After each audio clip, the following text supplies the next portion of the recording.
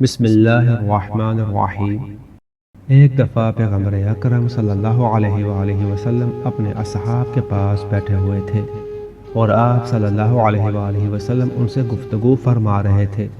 اچانک ایک بچہ رسول خدا صلی اللہ علیہ وآلہ وسلم کے پاس آیا اور کہنے لگا، اے پیغمبر خدا، میرے باپ کا انتقال ہو چکا ہے، میری ایک بہن اور بیوہ ماں ہے، لیکن ہمارا کوئی سرپرست نہیں ہے۔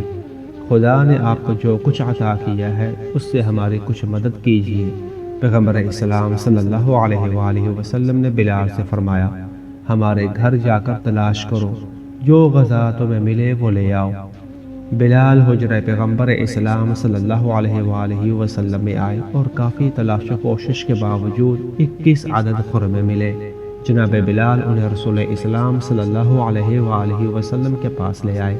رسول خدا صلی اللہ علیہ وآلہ وسلم نے اس بچے سے فرمایا کہ یہ خرمے لے لو، ان میں سے 7 تمہارے، 7 تمہاری بہن اور 7 عدد تمہاری والدہ کے لیے ہیں۔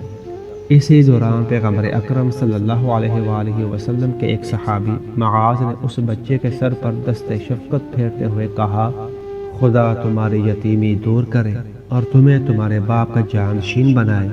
پیغمبر اسلام صلی اللہ علیہ وآلہ وسلم نے معاذ سے فرمایا، اس بچے کے بارے میں نے تمہاری محبت دیکھی۔ جو شخص کسی یتیم کی سرپرستی کرتا ہے اور دست نوازش اس کے سر پر پھیرتا ہے تو جتنے بال اس کے ہاتھ کے نیچے آئیں گے خدا ان کے عوض اسے بہتر جزا دے گا، اور خدا اس کے گناہ محو کر دے گا اور اس کے درجات بلند کرے گا۔